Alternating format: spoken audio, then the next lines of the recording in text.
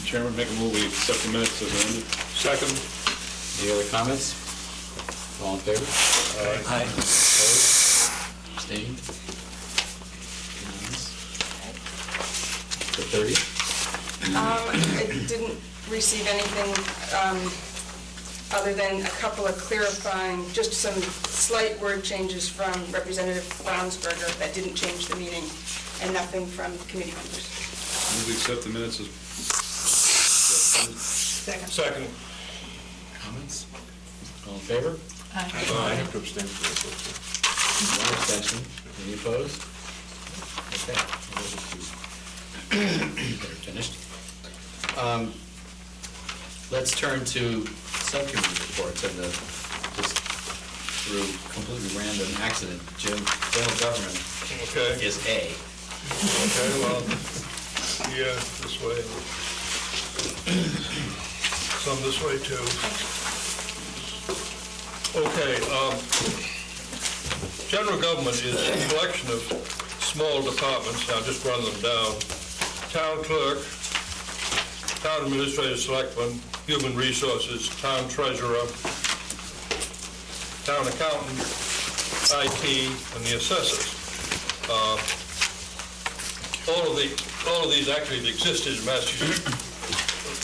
Four of them, meaning the selectman, the treasurer, the clerk, and some form of assessor, has existed in Massachusetts since the 17th century. And the only difference is they don't use quill pens anymore.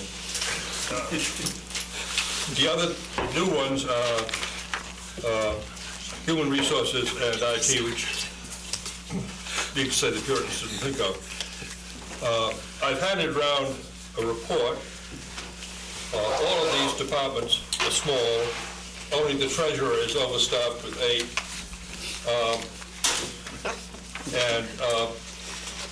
As I say, they all follow pretty much, most of them follow pretty much traditional functions. They're all submitted basically level service budgets. The only real increases are contractual increases in salaries. In other words, more than 75% of the increases, except for IT, with the increases shown just salary increases. In IT, there's a slight variation, and there's a transfer of some expenses over from the school department. There's really nothing remarkable about any of these budgets. The only other subject I'd bring up, and that's in the supplemental part of the report, is that a lot of these departments couldn't take a 10% cut.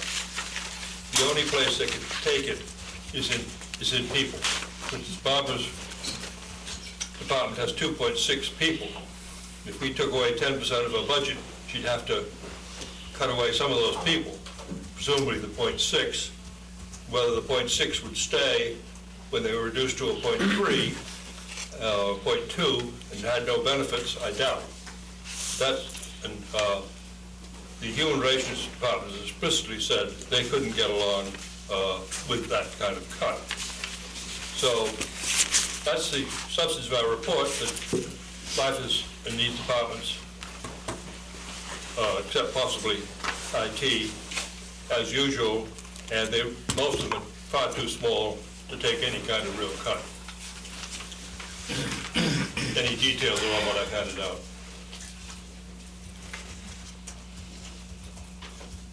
He's a wonderful chairman. I didn't have to do any work. Jim's very familiar with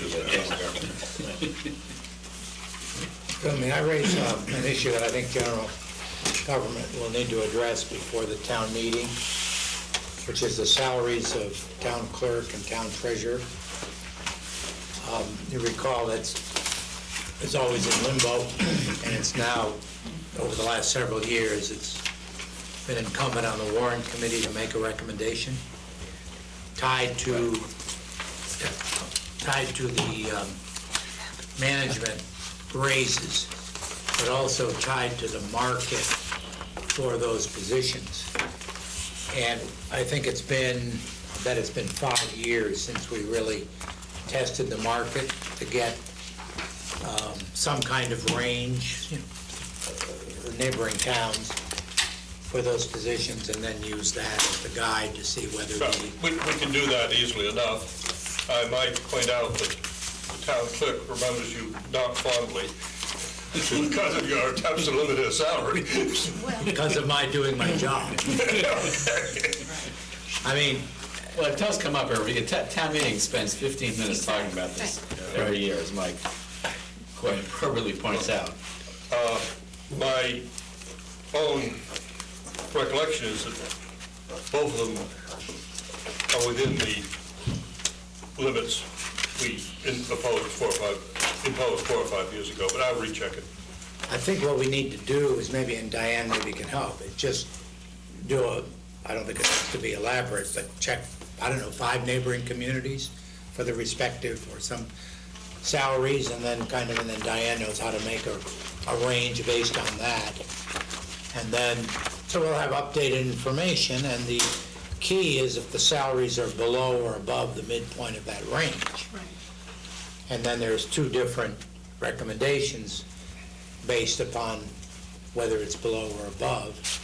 And then in recent years, we've presented that to the town meeting, and I think headed off a lot of these questions. And so then we don't, it's not fair to ask, maybe it's fair, but it's not appropriate to ask the incumbents to budget their own salary increases, which is essentially what, because it was in limbo, and can't ask the selectmen to make judgments, or the town administrator. So we're really the only body, but we need some evidence, if you will, of that drives our. So I think it's straightforward, but I think it's time to do a new Okay. mini survey. Okay. Do you know offhand, Jim, how much those salaries increased over last year, those 2? What I remember, because is the town clerk, which is about 3%. The treasurer, I think, is a little more than that, but I don't. Yeah, you were below the midpoint, Because right? it was below. He's below the midpoint, as I remember it, yeah. Go ahead. Mine increased by 8% based on the guidelines that this committee established. So there's 4% being below midpoint, and then there's 4% based on the prior year's management increase. Not the current year, but the Prior year. And we had a discussion about that and decided it needed to be the prior year because we hadn't finally determined the current year. And so it's 4 plus 4, but if you were above the midpoint, it would have been 4. So that's, Right. so it's straightforward, but we need to have an updated to the market range, and then plug in the formula, and then we have something a rationale for our recommendation to town meeting. Okay, well, I'll gather up the information.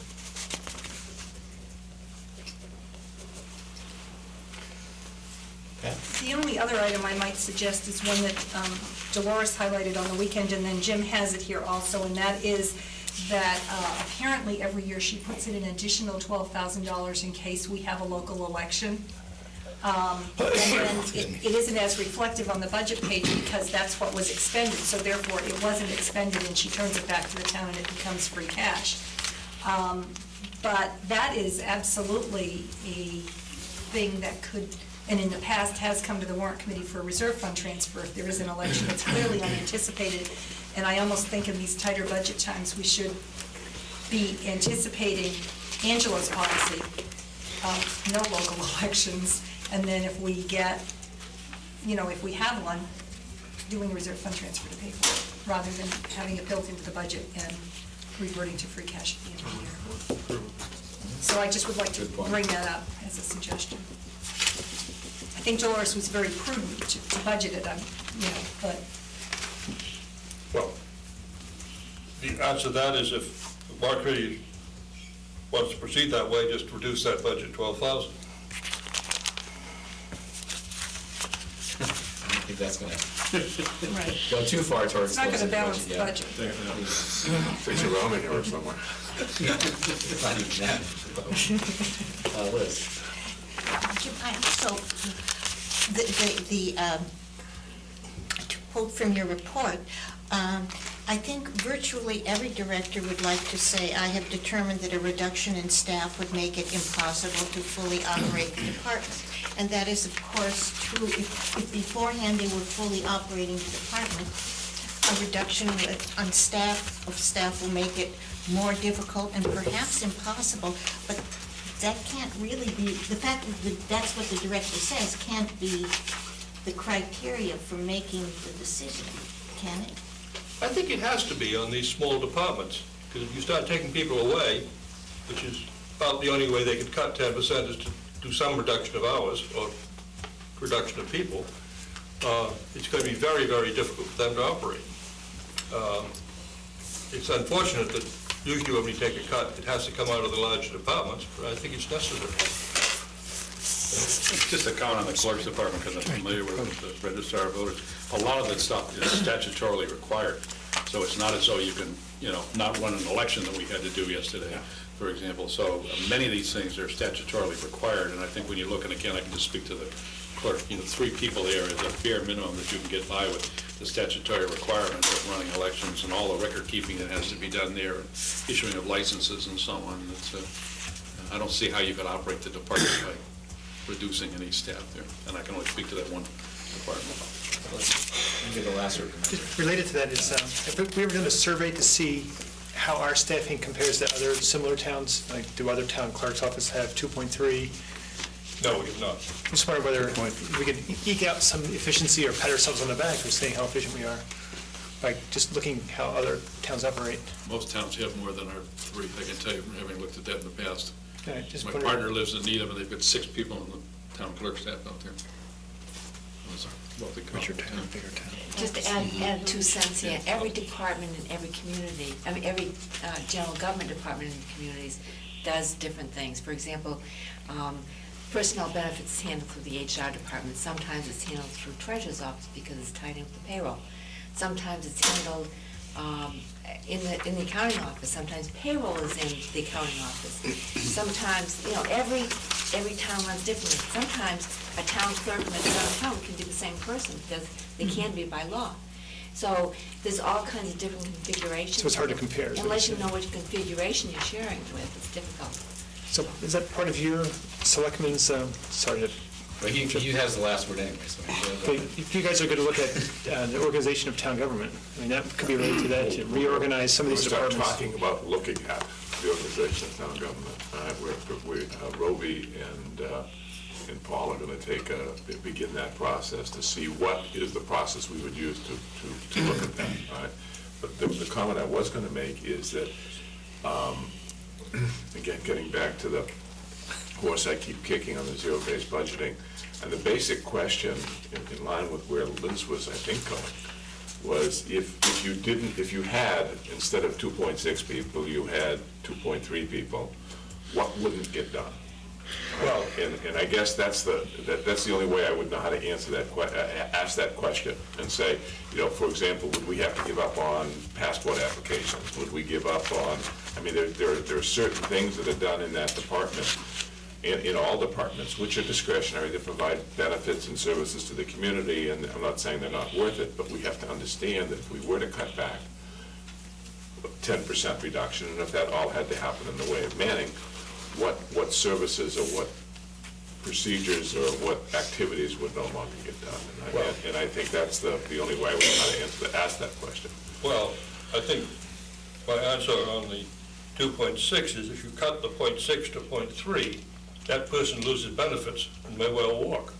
But you can find maybe somebody else in another department that is also 0.3, you put them together, and now you get back to a 0.6 job. So, there are ways of dealing with that, I think, if that's in fact what we need to do. Other thing is, most of what the town clerk does, as Bill has already pointed out, is statutory. Right, and I obviously... agree passports are not. Yeah. But I just wanted to pick up on what Angela was saying. I think, we don't know if we're going to go for an override or not, but we know that we've got to do something to close. We've got this, I guess we're going to talk about it, this significant gap. And so how are we going to close the gap? Well, we're going to have to look at everything. And put it on the table, because it's not like a little bitty gap. So it seems to me we have to look at each department, big or small, and understand. We may reject it and say, no, it'll decimate the department. We can't do it equally across departments. Or maybe we could do what Angela said, pick up a 0.3 here, whatever. But I think we have to basically go through department by department and understand what a 10% reduction would mean, and then make a collective decision about how we go forward.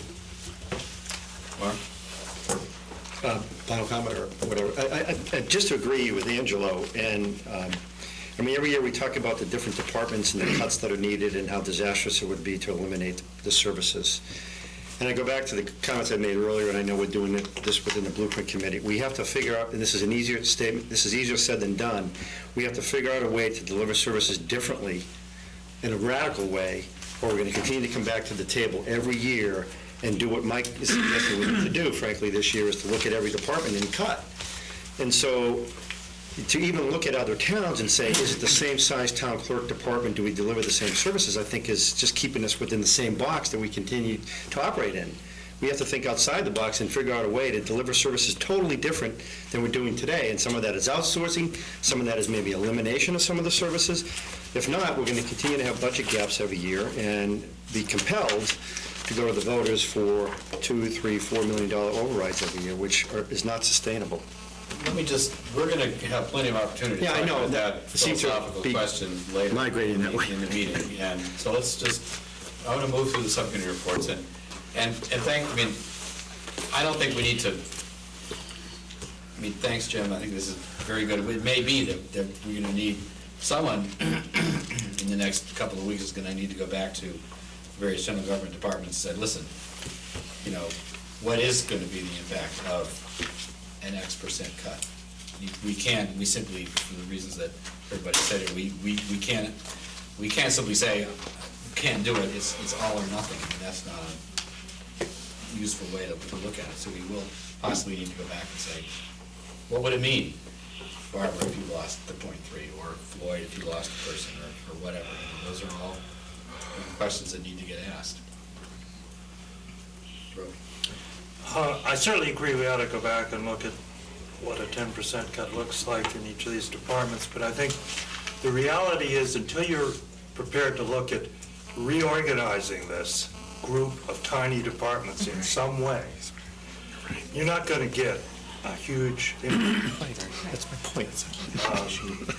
And, you know, we keep saying, well, we have these elected functions that have to be standalone. Well, I'm not sure they all have to be standalone, and I think we need to look at that. Well, and again, we're getting a little bit ahead of ourselves, but the size of the gap that we're going to be looking at may compel some of this, the kinds of things that Mark is talking about, and it quickly. But why? Well, let's move on. Walter, do you want to? Just one other comment. When I started practicing law, I had to have one full-time secretary. And now I'm lucky if I have 3 lawyers with 1 secretary, and it's all technology. And it would seem to me that technology should improve the efficiency of every clerical type governmental function to the point where you should be able to get more for less. All right, on that note. Culture, recreation, and library. Ralph is going to be here at 8:20, he says. Can we get started without him? We can certainly, it will be slightly unusual to do the pieces before we do the overarching introduction in which the general themes are sketched, but... That's Ralph's piece. That's Ralph's piece. Ralph's a big picture guy? Ralph has the big picture, sets the context within which all of our more particular reports will make sense, but we are flexible, adaptable people, and so if you want to start now, we will start now. We'll just start with the small stuff and we'll figure out the big picture. Bottom-up approach. It's like the bottom-up. Agreed, Phil. Do you hand out the organization? I have notes, I do not have a handout. I'm going to be reporting on two of the departments within the Culture and Recreation Cluster, Health and Council on Aging. What I thought might, and the presentation for both is two parts. First, just a couple numbers to put it in perspective, namely, just a reminder, because we've got lots of numbers in the budget book, the size of the department as a percentage of town budget, and the rate of growth of expenses in the department over the last 3 years, just to kind of give us some frame of reference. And then I'll move on to the couple of issues that have arisen to this point. I would also say that particularly with Council on Aging, these discussions are still works in progress, but hey, health. The proposed level service budget for '09 is approximately $450,000, $449,000. That represents 1.0% of the town budget. Which one we do first? Health, right. 1.0% of the town budget. The growth from '06 to level service '09. So I'm looking from an actual to a proposed budget, has been slightly under 8% a year. The key issues. One, this is, of the 4 departments in Culture and Recreation, we had 2 in which the boards declined to offer any cuts. I read, the Board of Health refuses to even offer a portion of our budget that can be cut.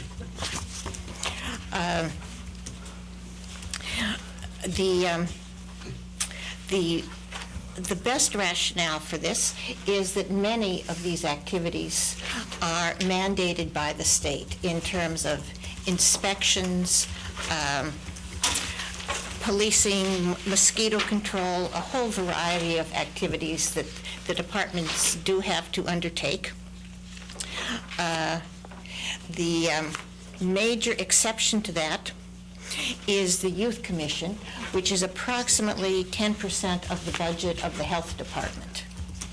I think one of the questions we asked in the course of this is, we have the Youth Commission that serves young teenagers.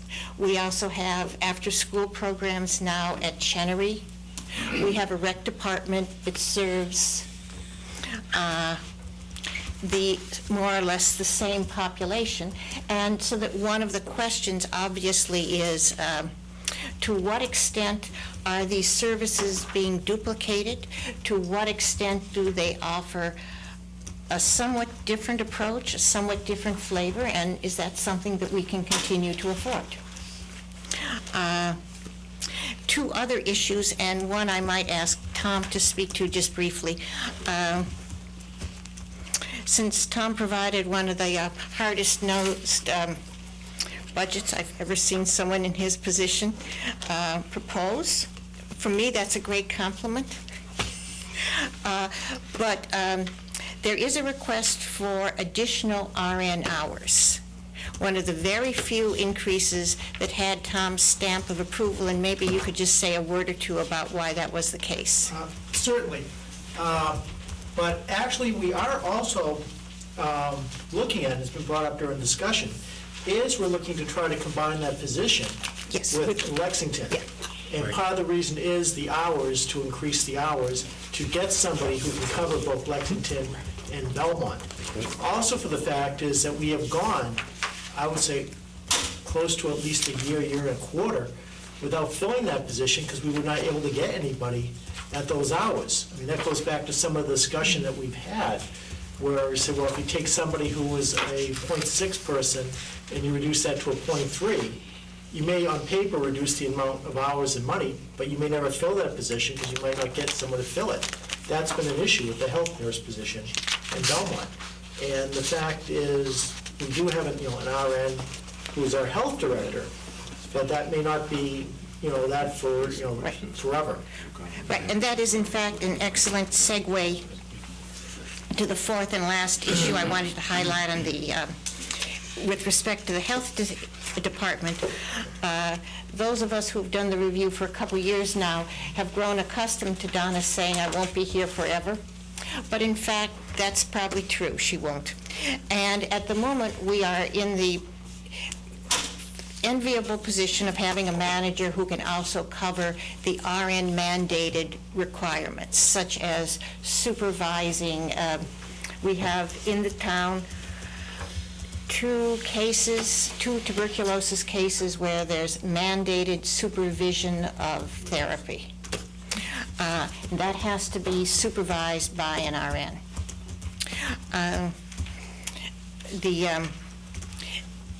Because the manager is an RN, we've got a couple ways, we can get that done. That would be something to think about going forward. But just to kind of come back and just leave you with a few numbers. So we've got a budget of about $450,000, of which 10% roughly is the Youth Commission, and we've got a request for an additional RN, which is estimated at somewhere around $20,000.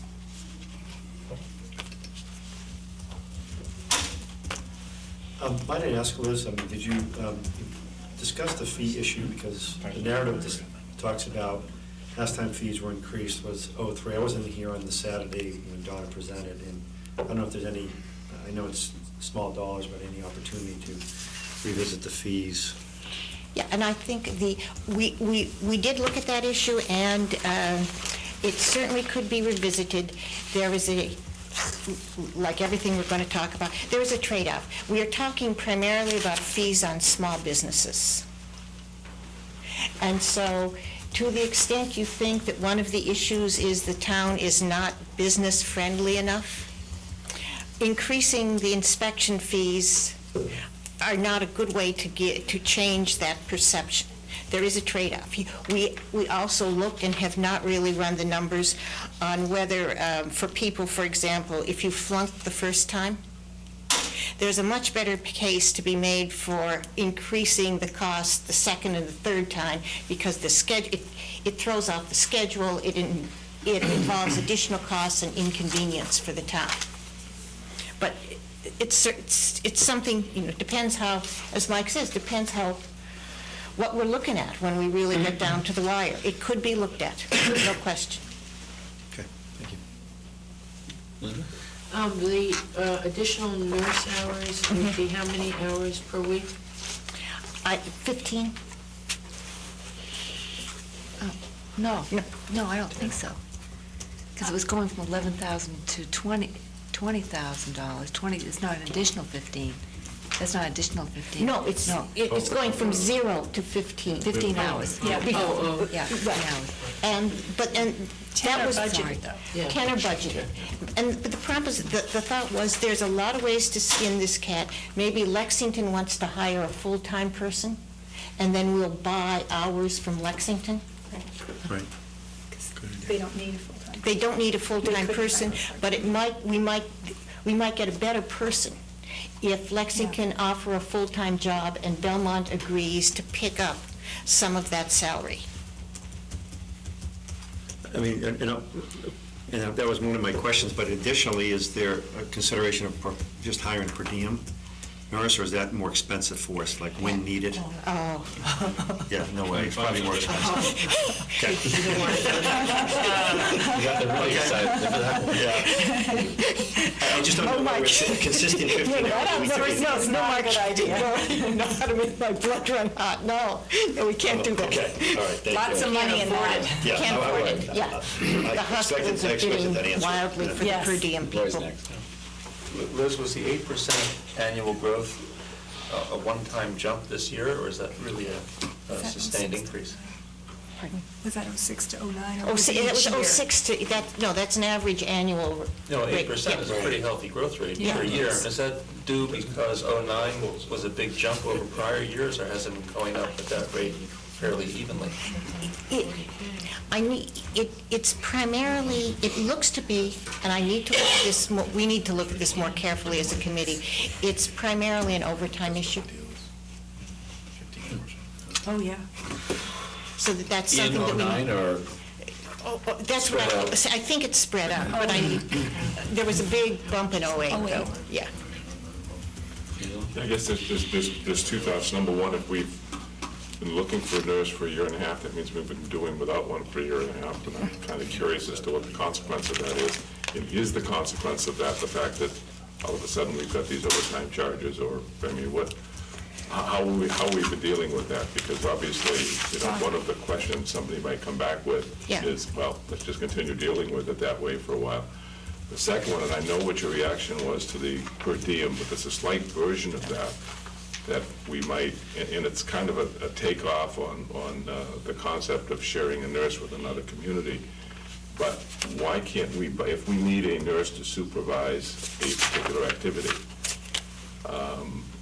why can't we hire a nurse to supervise just that activity as we need it? It's not per diem per se, but there's, I'm sure, many nurses in the Belmont community, for example, that, would love to work 15 minutes or 20 minutes or a half hour. Linda just volunteered. I did. I'm not volunteering either. No. I think that'd be very difficult. I think it'd be very difficult to find that elusive nurse that wants to just come in for one day, and per diems are very expensive. I'm not talking about per diem, I'm talking about per visit. Per visit. That was an example of something that an RN needs to do. It was not the list of every mandated activity. For example, flu clinics. Does Watertown have a nurse, do we know? I'm not certain about Watertown, if they have a nurse of the... Waltham have a nurse? Waltham, I would say... That's a good question. Don't know. I'm sure Arlington does, yeah. Maybe we could get them to do the visits and pay them for the visits or something, and help, alleviate some of their budget. We could certainly look, in the same way that we're looking at buying hours from Lexington, we could look at buying hours from any other... Cambridge, whatever, I mean, there's... Cambridge doesn't need to sell anything. Maybe they want to be good neighbors. Jim?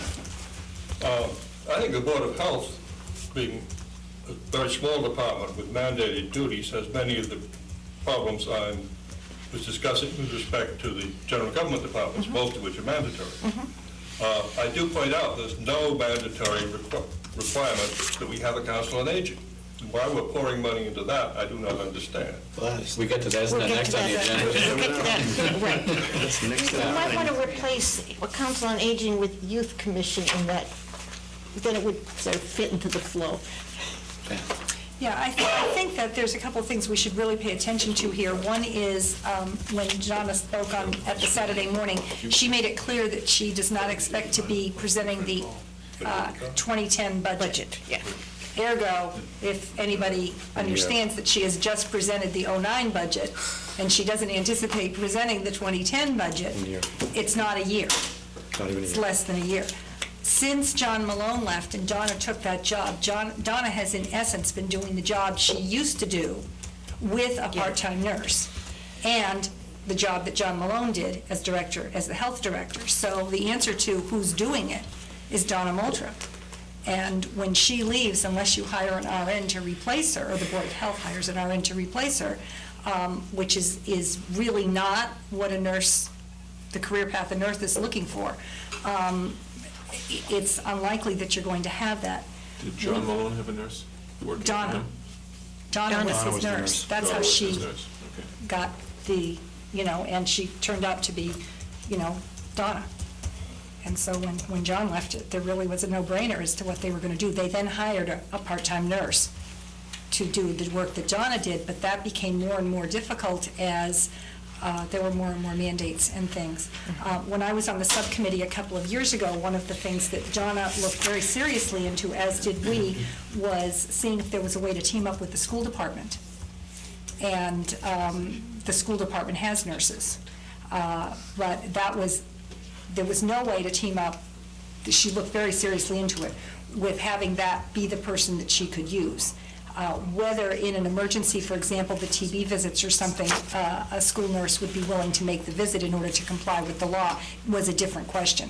But in terms of all of the other things, as Liz said, the list, But one thing I would like to say, and I feel it about a lot of fees, but in the Board of Health fees, I understand that we want to be a business-friendly town, but I also understand that the people doing the inspection are costing more now than they did 3 years ago. And if it costs more to have the person go and do the inspection, it seems to me that just like the business has to pay more for gas and electricity and everything else, they may have to pay more, and it shouldn't appear to be a mean town. I mean, it's the cost of what it is. So I do think we should be looking at, I think these fees are different than the town clerk fees, which some of which are pretty much mandated or comparable to other towns, but these are, A lot more statutory. and statute, that's what I meant. Who was responsible for setting these kind of fees in the town? Selectmen?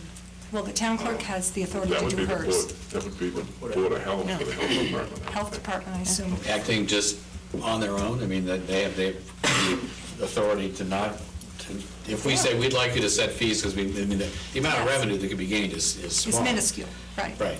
But let's just say, for example, we said, and the Board of Selectmen agreed that we should raise fees sort of on an inflation scale to keep up with the cost of doing business, and could the Board of Health simply say, no, we're not going to do that?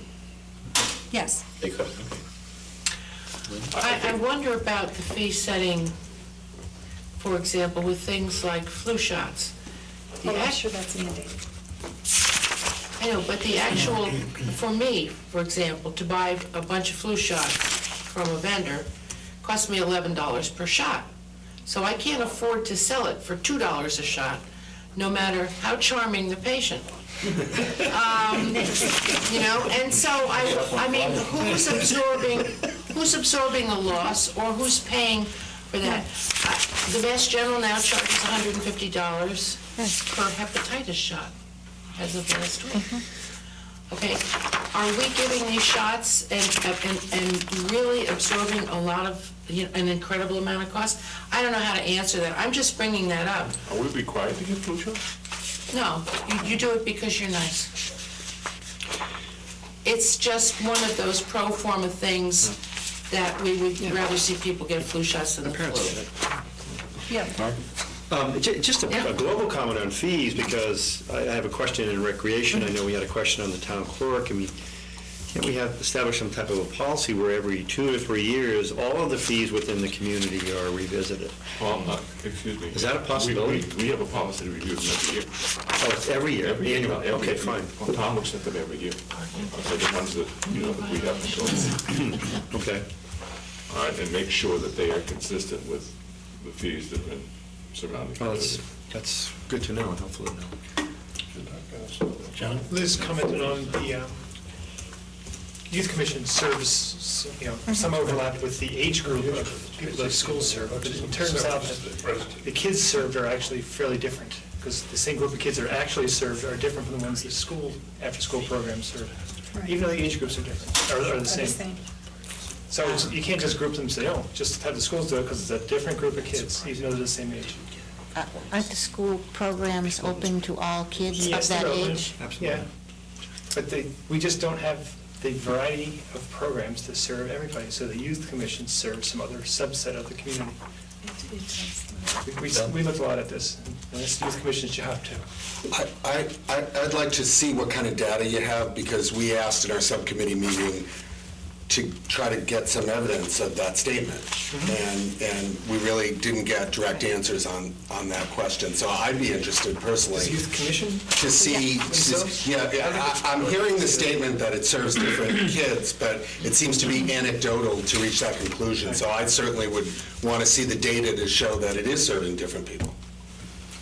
I mean, you say you looked at the issue a lot. Was it studied by the school committee, or? Not the school committee, but some of the administration, and I also trust what the Youth Commission told me.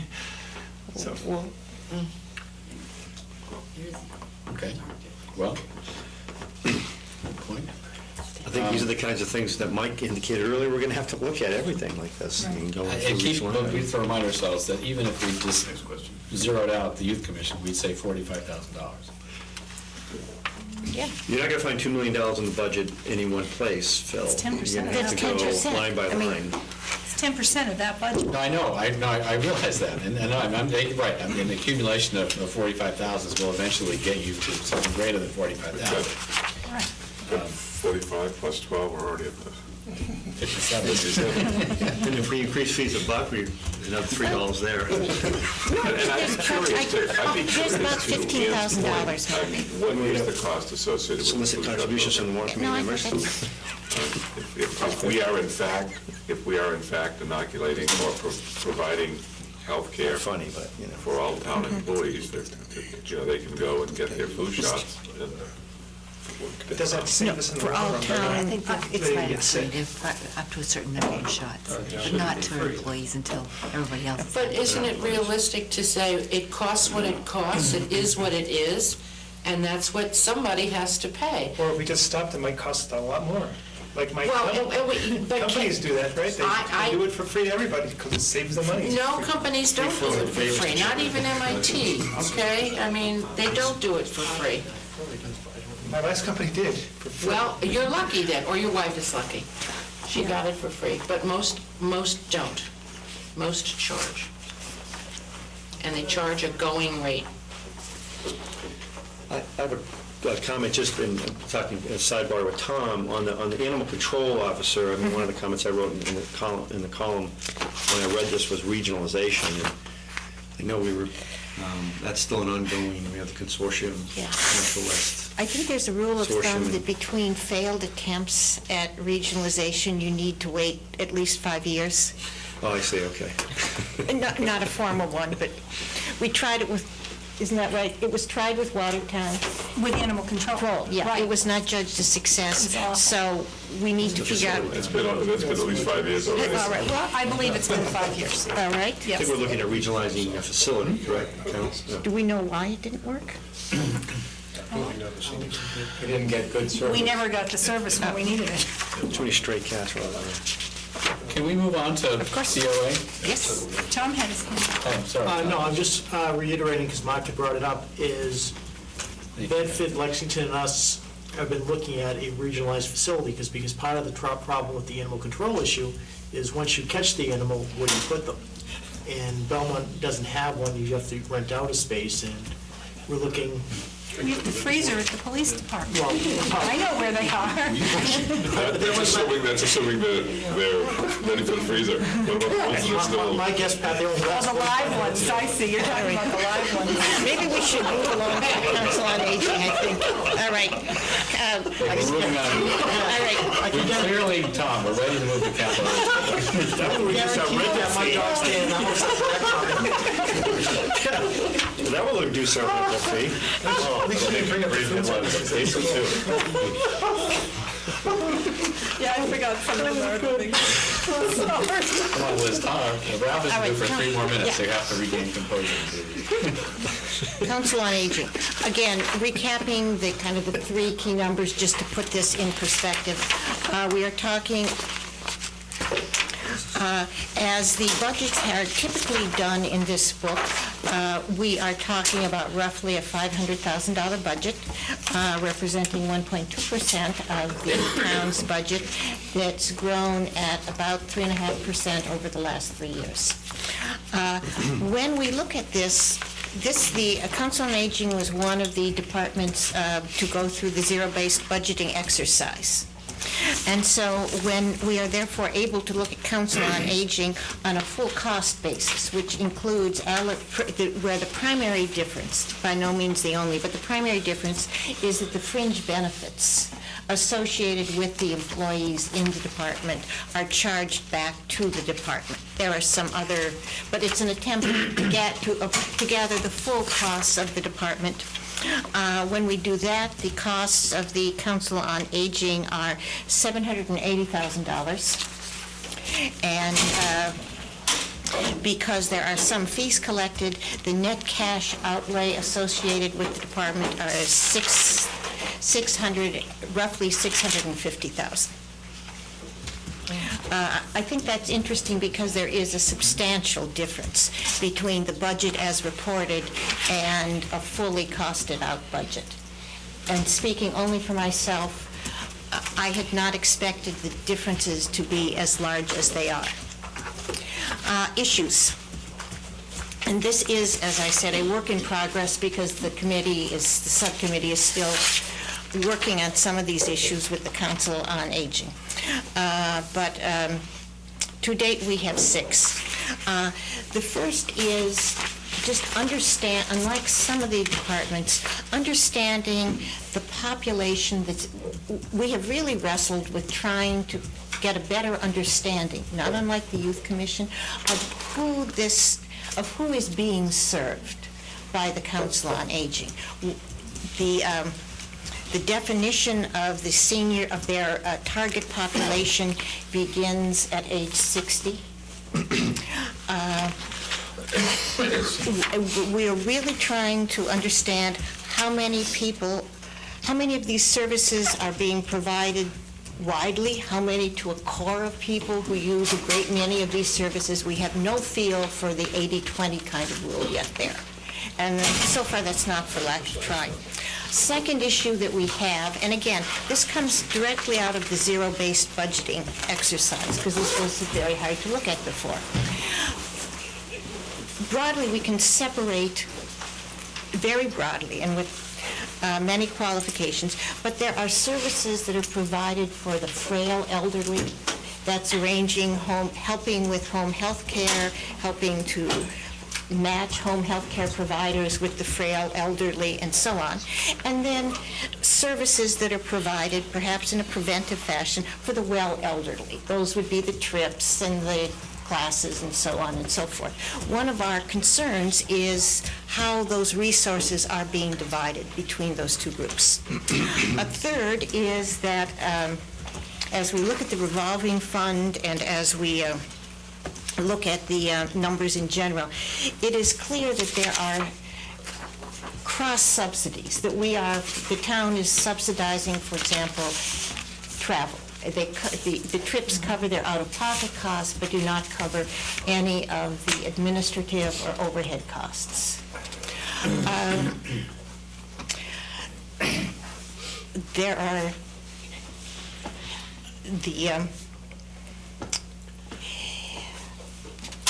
since there is no means testing anyone for the trips, for the massage therapy, for any of the services, that essentially means, folks, if I decided to show up at the senior center and go on the Greek Isles trip, you would be paying part of my travel.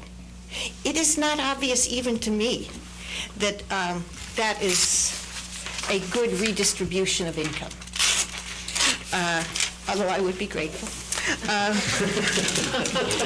fourth concern, because of the way the services are provided, again, to take a case in point, which would be transport.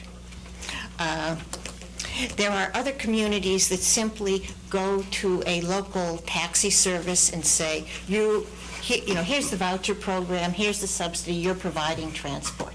And then the whole task of coordinating transport falls to the dispatchers at that company. We're providing, even when we use an outside vendor for the service, we're providing all the coordination and administration internally. That raises our costs. That's the fourth issue.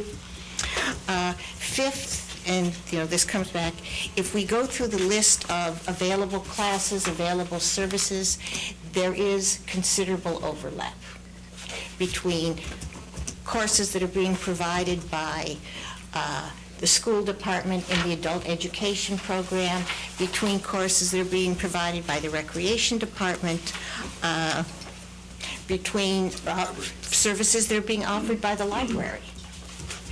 And while one can make a case for us, these are tailored slightly differently, there is substantial overlap. And finally, and I think Bill deserves credit for this, for observing that last year the Warrant Committee report began by saying we had no good cost estimates for what it would take to operate the new senior center, and that we must not go into another We must not have another report from the Warrant Committee that says we don't have a handle on these costs. So while some of this has to be done by our facilities costs, and therefore have to be done else by building services, the programmatic costs are clearly the responsibility of the Council on Aging, and we are urging them very strongly to get on with it. That's it. Can I ask a question? Are you done? Yeah, I'm done. To what extent, what are we required to provide by statute? No, not much. Public health. Nothing. Public health. Something has to be something. Well, public health is the health department. That's the health department. Yeah, no, What, let me rephrase that. What, under the jurisdiction of the Council on Aging, are we required to provide by statute? Nothing. If I'm not No, mistaken, both Ralph and Bill have researched this question within the last week, so if I might, it's my understanding that we are required to have a council on aging to advocate for the interests of the seniors. You may have it. You're authorized to do so. You're not required to do so. It's According to permissive. Jim Hyam's analysis of the statute. Okay, so it's, And my analysis of the statute is also Chapter 40, Section 80. so you're not even, you may have a council on aging, you're not required to have a council on. The statute doesn't require that you advocate. Yeah. It's, that language is not in the statute. We did ask some questions about that. That is a non-mission statement, though, is it That's not, correct. council on aging? It is. There also is no requirement in the statute that it be an advocate for services for the elderly, but that seems, after our discussion with Joel Simmons this morning, he's been very helpful because he was former general counsel for the State Office of Elder Affairs. There seems to be some sort of flow-down provision where the federal government requires that there be state agencies that advocate for the elderly, and it appears that the state agencies require that local agencies be created that advocate for the elderly. And the only restriction at the federal level is the federal agency cannot lobby for more services with Congress. But everything, apart from the question of whether or not the Council on Aging can or should advocate for anything, are we all clear that everything that we spend, the budget of the Council on Aging is entirely discretionary with the Yes. yes, we are clear. The state has full responsibility for payment for and provision of services to elders who meet the needs test. Okay, that's my question. And that's a Medicaid.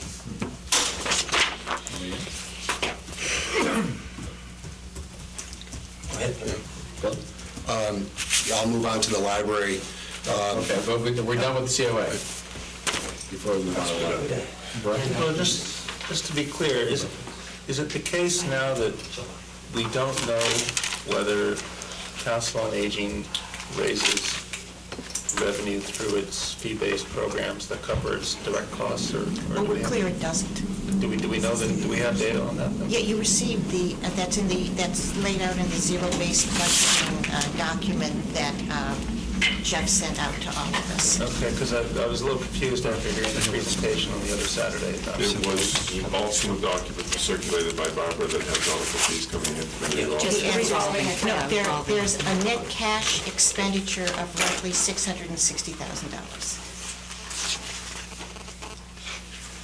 on a full cost basis.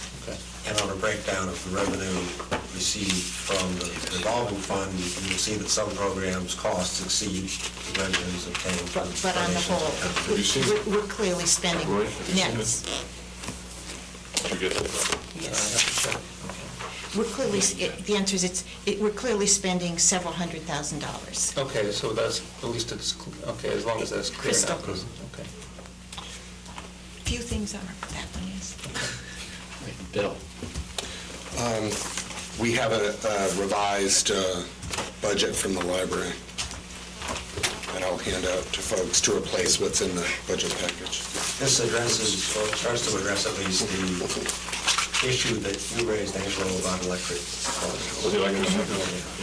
Actually, while he's handing that out, Ralph, Ralph, before you got here, Liz made the... Sorry, never mind this. It looks like my copier decided to make black everything that was slightly shaded, which means all of FY09 There's no intent to redact it.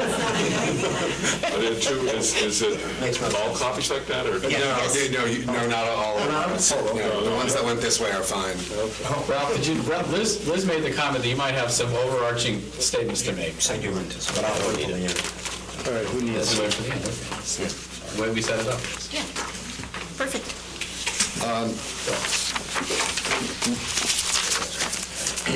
We received a level service budget which contemplates contractual wage increases, 16 Sunday openings, which is what the library currently has, 8 summer Saturdays, and the continued operation of the Benton branch 1 day a week for 5 hours.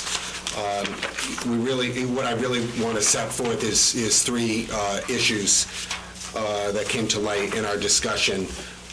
As Liz had indicated earlier, 2 agencies had not supplied. The library trustees did not provide us with a level service minus 10% budget with an appropriate basis for not doing so.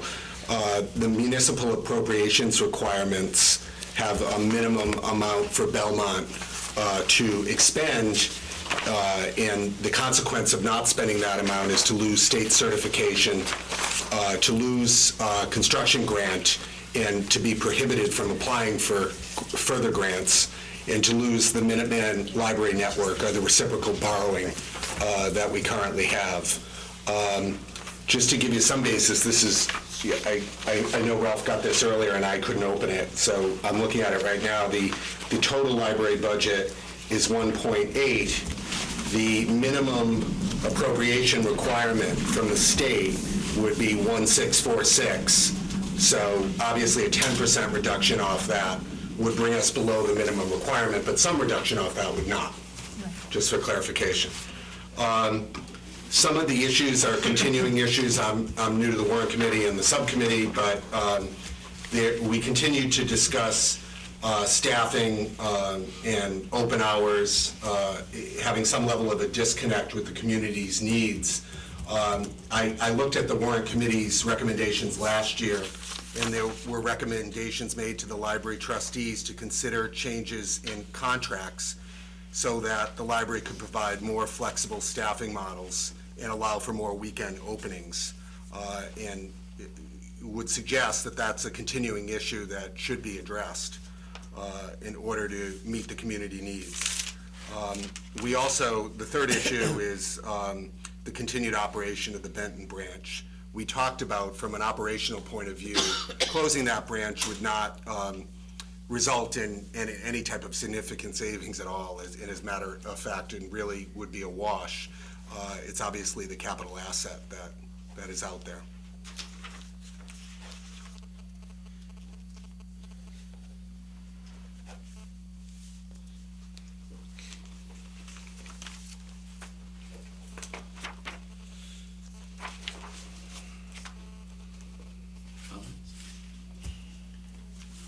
So we're just a little bit over the requirement to keep certification.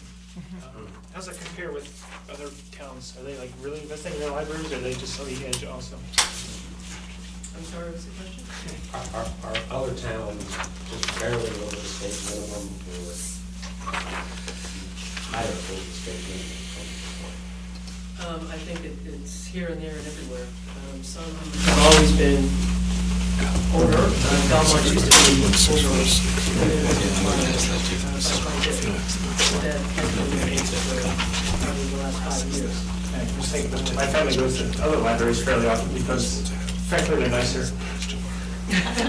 No offense. Doesn't the new minimum become whatever we vote this year? Doesn't that become your new minimum for next year? Yes. Yes, so it's important that we not create a new standard that's higher than it needs to be, because that becomes a new minimum. Is that correct? It's worked into a formula.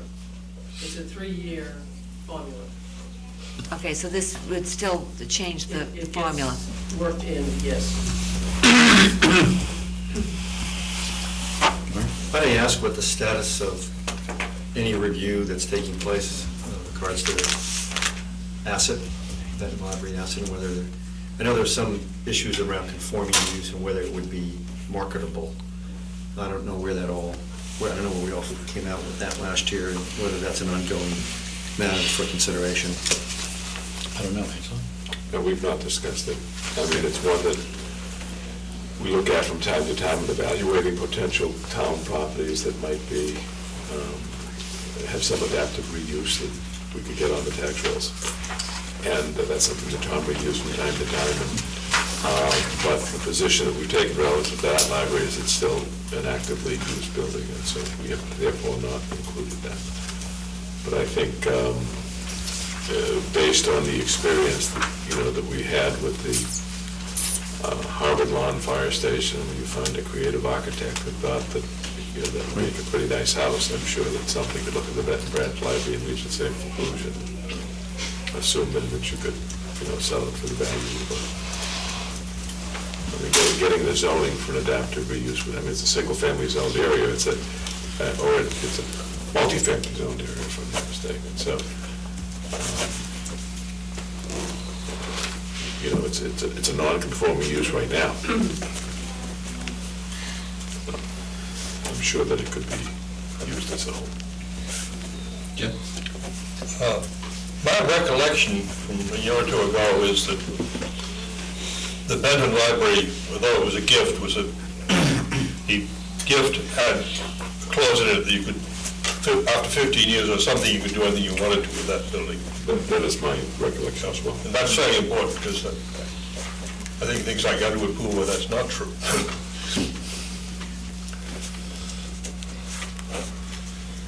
All right, thanks, Bill. Give me a thing. I assume that we have not done recreation. We have not. No. We've done health, council on aging, and library. Not coming, but there's a different meeting.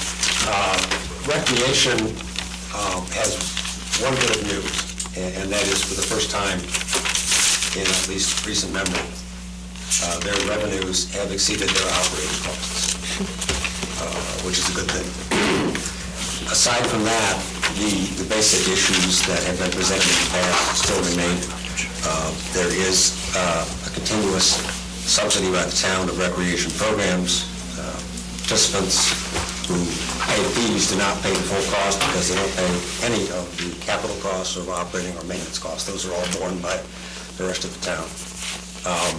The Underwood Pool is a continuing issue, as we reported, based on the recommendations of the Public Works Department. They don't know if they can open that and maintain it, and if there are cuts in their budget, one of their recommendations is to close it. If they were to close it, that would reduce revenues so far that there would have to be cuts in staff in the Recreation Department, which would then cause further declines in revenues, and you'd have a cascading effect of reductions in programs and a shrinkage of the program as a whole. And then finally, one thing we looked at this year in our conversations was how are fees being paid by private associations that make use of the facilities, such as soccer association, people who use the fields, people who use the rink, people who use the pool, and so forth. And those are made entirely at the discretion of the group. And at least our suggestion was that it would seem to be useful to set some fee structures for the use of those facilities and basically charge rent to those associations. Do you have is there any way to understand the net contribution that the town makes to the recreation department activities? And you probably want to count the annual depreciation cost of the facility, factor the capital costs, and then the O&M. We do know what those are. Yeah, it's the public, because it's in the Public Works budget. Yeah.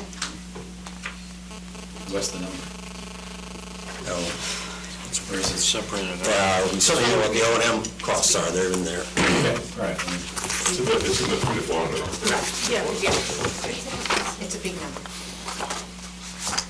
What about the minutes of sort of beyond that? But that number includes mowing the fields and everything. Yes. Okay.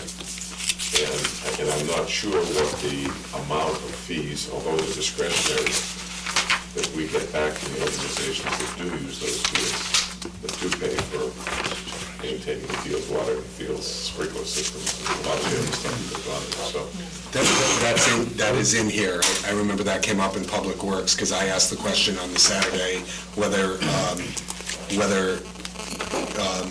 any monies that are voluntarily given from a private program to the town in recognition of the use of town fields, is Public Works designate where that money's spent, or is it designated by the giver, the donor? And I think the answer was that Public Works makes those decisions. Right, but the money was in the general fund, right? No money. There's no money. It's in-kind services. In-kind services, soccer people put sprinkler systems in. Right. Oh, no, but I would put some of them as one. I mean, the soccer people pay a fee. Yes, there are some The recreation department. Let's go to Does that recreation. Does that go to recreation, does that go Yes. directly fund, recreation? Okay, so those fees are already accounted for in the deficit. Yes. The question I had, Ralph, was you had made the comment that the revenues from the programs exceeded, for the first time in a long time, the operating costs. So I'm saying, I think that means the direct cost of running the No, program. He meant the programmatic cost. The ski program brought in enough money to pay for the buses and the lift. But what about, so my question was, what's the net administrative cost, overhead, that the rec department accounts for? No, it covers all of it. Budget page, it Right. covered for the first time. Yeah. But it doesn't cover any of the operating costs. No, O&M costs. Facilities. Yeah. Yeah, the physical costs. It covers the 3 staff salaries. Oh, it does, okay. Yeah, And the yeah, it does. administrative. So then, all right. Which is And what it's that's why I said it was a called. good thing, and the first time, it's good. But there is the big hole of all maintenance and all capital charges. Does, for example, the softball program actually cover, do we know it? There are cost subsidies within the recreation Within the department. Some recreation lose, some win. Yeah, I guess what my question is 2 years ago, we did an analysis of all of the programs. And one of the things I recall at the time was, because Liz actually did it, was the Underwood Pool. For the first time, the pool passes actually covered the cost of the Underwood Pool, not the DPW costs, but rec department costs. What I'm not understanding is if we closed the pool and therefore didn't get the income, I understand we wouldn't get the income, but we would also delete that $100,000 expense. Yes. I'm not sure why, in addition to that, because it just exactly covered it. So I'm not exactly sure why they're saying they would have to lay off other staff. I think this is debatable. I think I saw Liz shaking her head. I think what I was led to believe was because they had such an enormous sale of pool passes last year, they more than covered that cost of labor. And therefore, there would be some net loss if they deleted the revenue and the associated labor, over and above. Okay, because I think that really was, 2 years ago at least, it was an absolute Yeah, wash. and if it is, then there's no effect whatsoever, other than loss of those personnel and loss of the pool. Yeah.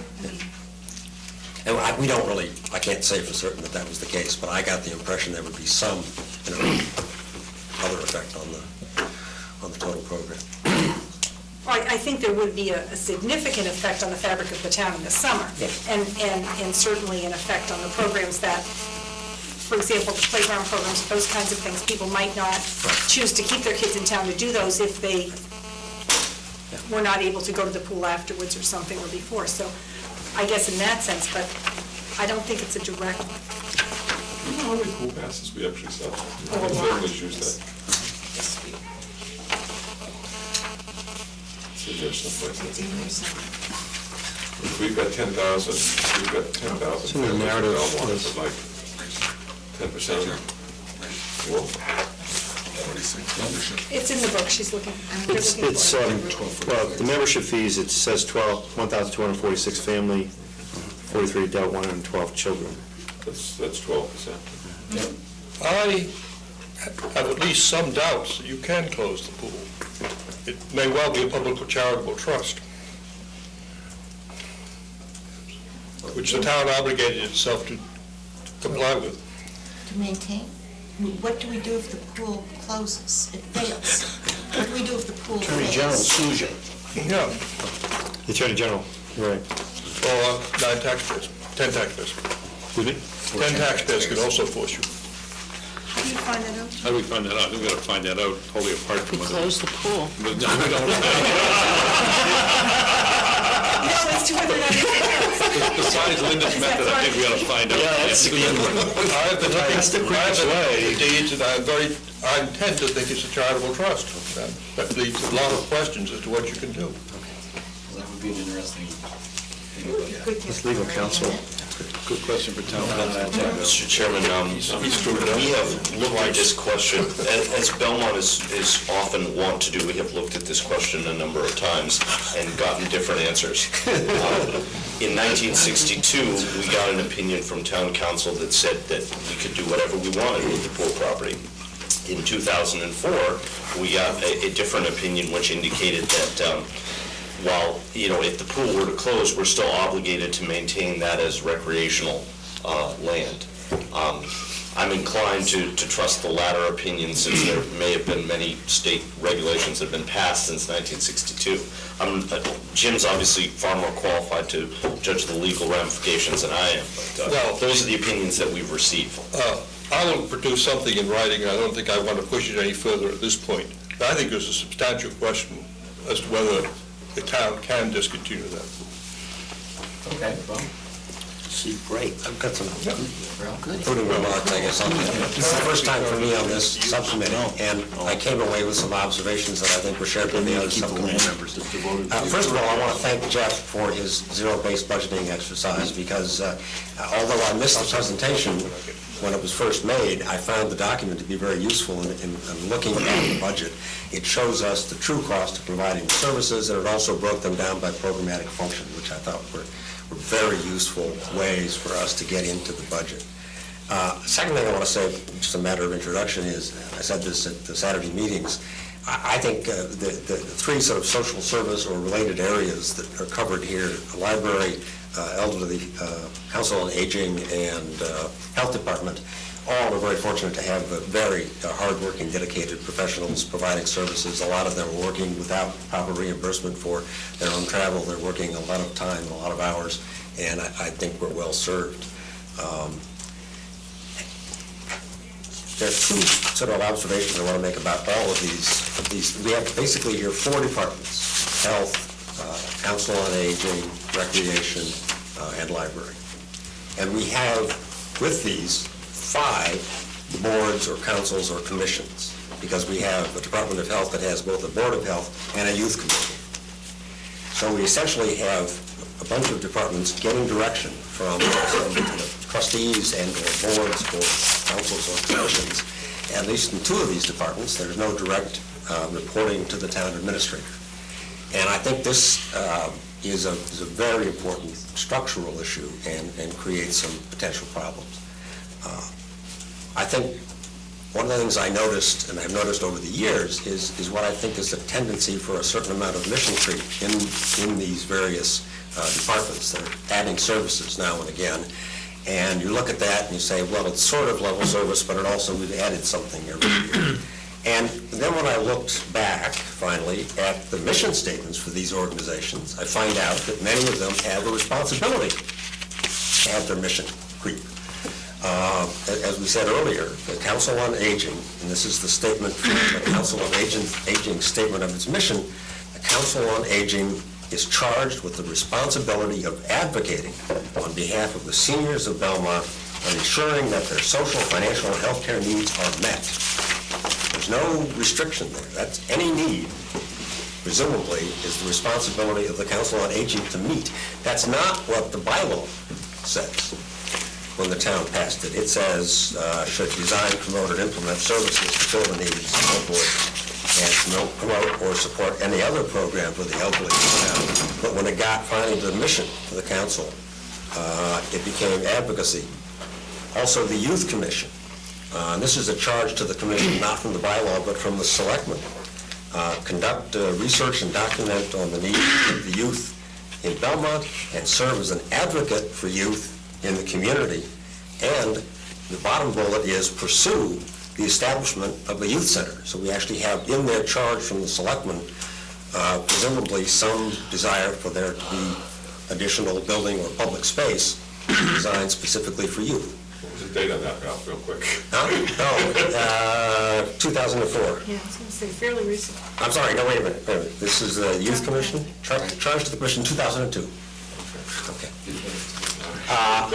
So I guess what I'm saying in general here is, in large part, if there is any perception that there is mission creep, I don't think one can hold the departments accountable. I mean, the departments are doing exactly what their mission is. They're supposed to advocate for and provide services and advocate more services for their various constituents. So, when you read the background legislation and background authorizing documents, if there is any mission creep, I think it's certainly within their scope and responsibility, and they're carrying it out. We also, as Liz noted, found quite a bit of overlap in services. We were just meeting this morning with the council on the elderly, and they acknowledge that the library provides computer training for elders in the summer, but it isn't quite what they want, so they provide other computer training for elders, and and so on and so forth. There are team programs by the Youth Commission, by the Recreation Department, by the library, by the schools. We've got a lot of potential overlap. Because of all that, one of the things that we came up with, or at least I guess I had it first and suggested it to the rest of the committee, was we might want to suggest to the Warrant Committee that they at least consider whether or not these departments should be brought under a larger department, perhaps called the Department of Community Services, that would report, the head of which would report directly to the town administrator. And that department head would seek better coordination, less overlap, more efficiencies if possible between the various departments, and see if there could be some overall improvement in efficiency and saving the cost. I have no idea whether that's the case. Obviously, the biggest offset would be the salary of the new department head, just as it was with the Department of Public Works. But there may be some potential here, and there clearly is. There are these various departments that are all set out for their own with their own missions, but they provide a lot of overlapping services. The other major thing that I wanted to comment on was something I've noticed before, and that is that a large number of the services provided by these departments are essentially private goods. They're not public goods like roads that are enjoyed by everyone, including people outside of Belmont. They are, at least in the Council on Aging, things like transportation subsidized, trips subsidized, massage therapy subsidized. In the case of recreation, it's pool subsidized, drink subsidized, field subsidized, all of these sorts of things, all of which in theory could be paid by the users.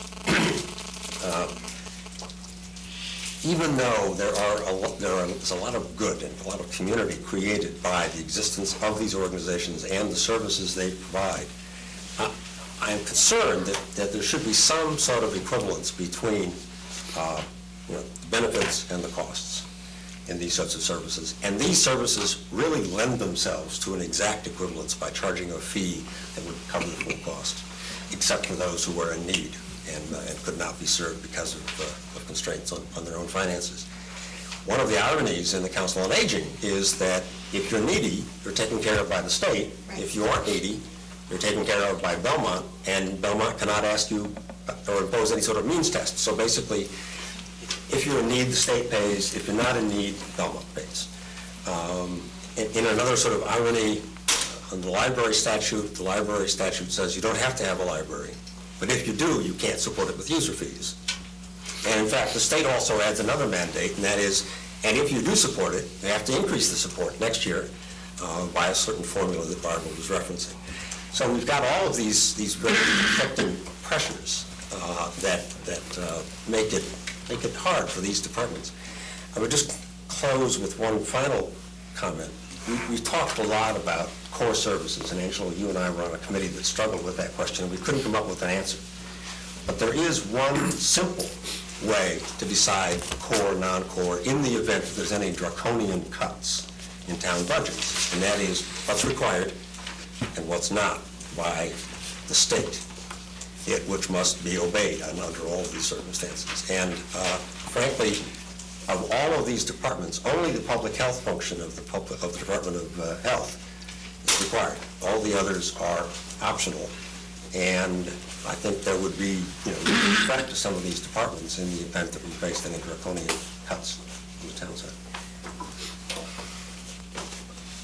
I'm going to take just a couple comments here, because I want to get on to this is a good segue into funding and cuts. What I'd probably say is, because I'm new, but there must be a huge change in library function caused by the internet. And I don't know what has happened or if or why, but it would seem to me you've got a huge change of entry as a result of it. What I believe, I think Liz can join in on this too. I think what we heard from the library was that there is a tremendous change in the way information is provided, and they are on the cutting edge of this. That is to say, people who do not have high-speed internet connections in their home are now coming to the library in great numbers to use the internet connections there and access online information, electronic access information that way. So it's actually, there's a shift in the way the services are provided, and they're clearly on top of that shift and are making good use of that. Is that adequate statement? Yeah, just one comment. I appreciate your comments on the zero-based budgeting exercise, but I just want to get a sense from the Warrant Committee. We did that with two departments. We did it with Public Works, and we did it with the Council on Aging as an exercise to see if there was actually any benefit from going through that process. The initial reaction we got from the Warrant Committee sort of led me to believe that it's not an exercise worth pursuing, because if nobody was going to support it, other than, the internal management structure, that there's a tremendous amount of work that goes in there on the part of both Jeff and the staff, as well as the individual departments to have to go in and answer all of the questions that are raised as a result of that exercise. So I guess the basic question is, as we go forward, I would like to get a sense from the Warrant Committee whether this is an exercise we should continue doing, or whether we should say, I'll respond to that. I think it was informative, and it provides estimates of true cost of providing services, at least in the Council of Aging budget, which is always important, because then it begins to show cross-subsidies from other departments.